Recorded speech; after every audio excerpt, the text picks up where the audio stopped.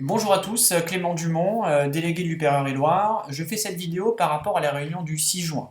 Je précise que je ne suis pas signataire, je ne suis pas du Bureau national, je suis délégué et donc membre du Conseil national, l'instance qui réunit tous les délégués de France, d'outre-mer et de l'étranger ainsi que les membres du Bureau national. Mais j'ai soutenu la démarche des signataires parce que je souhaitais, et je souhaite encore, que le président de l'UPR réponde aux questions qui ont été posées. Je sors du travail et j'ai reçu dans ma boîte mail une communication de la part du Bureau national majoritaire adressée à l'ensemble des membres du Conseil national.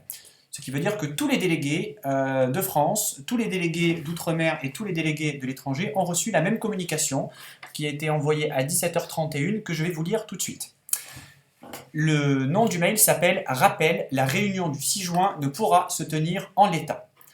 Chers délégués et membres du Bureau national, titulaires et suppléants, alors qu'il a refusé de participer à la réunion qui lui était proposée le 28 puis le 30 avril, François Asselineau envoie une convocation le 2 juin en soirée pour confirmer une réunion au siège le 6 juin. Il sait, car nous lui avons écrit, que 5 membres ne pourront y participer car ils vivent à l'étranger ou en outre-mer. Il sait, car nous lui avons écrit, que la période du déconfinement ne permet pas de préparer des déplacements à la dernière minute. Il sait, car nous lui avons écrit, que les règles sanitaires et les considérations sécuritaires ne permettent pas d'envisager une réunion au siège. François Asselineau entend tenir la prochaine réunion du BN le 6 juin en présentiel et refuse une réunion en visioconférence. Il sait, car nous lui avons écrit, que le BN peut se réunir en visioconférence, cela est prévu dans les statuts. Il sait, car nous lui avons écrit, qu'une telle réunion en visioconférence permet de garantir la sécurité sanitaire des participants. Il sait, car nous lui avons écrit, qu'une réunion en visioconférence permet de réunir la totalité des membres du Bureau national. Il sait, car nous lui avons écrit, que nous avons organisé une réunion du BN sur un serveur sécurisé le 28 puis le 30 avril afin de l'entendre au plus vite sur les sujets en cours.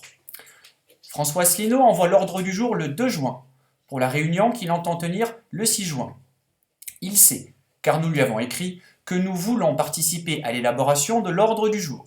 Il sait, car nous lui avons communiqué notre projet, que la réunion ne peut se tenir en seulement 2 heures, durée de la réunion prévue dans la convocation qu'il a adressée. Il sait, car nous lui avons écrit, qu'un tirage au sort le 6 juin à 13 heures ne permet pas de valider les candidatures de centaines d'adhérents ayant pu s'inscrire jusqu'au 5 juin à minuit. Le BN signataire veut que cette réunion ait bien lieu. François Asselineau le sait, car nous lui avons écrit et demandé une réunion en urgence dès le 18 avril. Nous sommes les premiers à avoir demandé cette réunion. François Asselineau le sait, car nous lui avons écrit à maintes reprises que la date du 6 juin est intenable pour une réunion 100% physique.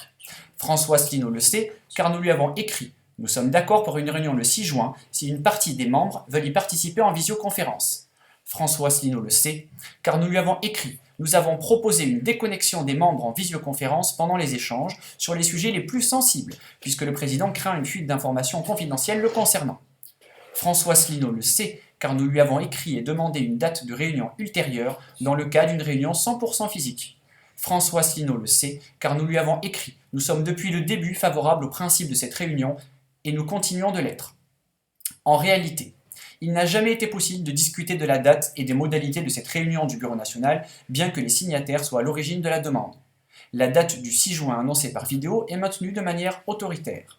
Le maintien de cette date est une volonté manifeste de ne pas s'expliquer. C'est un nouveau passage en force de François Asselineau en vue de la préparation du Congrès. François Asselineau ne veut pas répondre aux questions qui lui sont posées. Il n'a d'ailleurs pas apporté le moindre éclaircissement depuis le 18 avril, par exemple sur la question toute simple du vrai nombre d'adhérents qui ne nécessite aucune confidentialité. Vous croyez vraiment qu'il sera possible de clarifier quoi que ce soit ? Les citoyens engagés qui portent l'UPR, comme les membres du BN, ne recevront aucune réponse. Les citoyens engagés qui portent l'UPR, comme les membres du BN, ne doivent plus accepter ce management autoritaire et inefficace avec pour seule réponse des fins de non-recevoir. En fait, François Asselineau refuse et soumet ses explications à des conditions qu'il sait irréalisables, et ainsi il se défile sans en avoir l'air. François Asselineau s'obstine dans une victimisation et bloque toute résolution. Quoi qu'il en soit, il est impossible, pour les raisons déjà exposées, pour les membres du bureau de s'organiser pour être présents le 6 juin prochain, en étant prévenus de la dite réunion 3 jours avant. Est-ce grave ? Non, si François Asselineau se résout à une autre date et à d'autres modalités prochainement.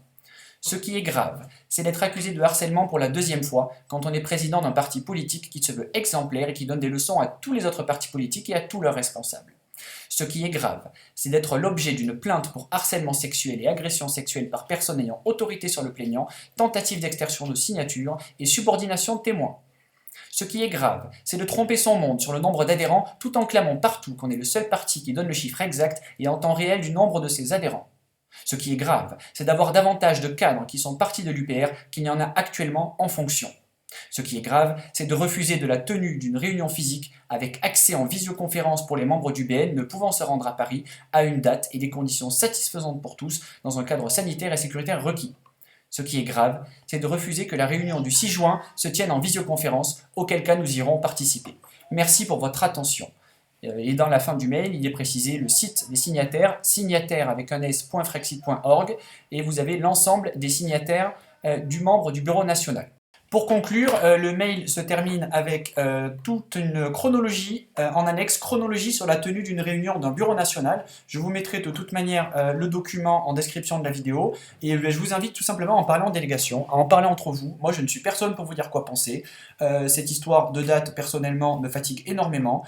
Discutez-en entre vous, demandez à votre délégué et à tout le monde de se réunir pour comprendre pourquoi cette réunion du 6 juin ne pourra pas se tenir et pourquoi François Asselineau ne pourra pas donner des réponses le 6 juin. Nous voulons des réponses. Ces histoires de date regardent le Bureau national et François Asselineau. Nous attendons, nous, des réponses. Merci.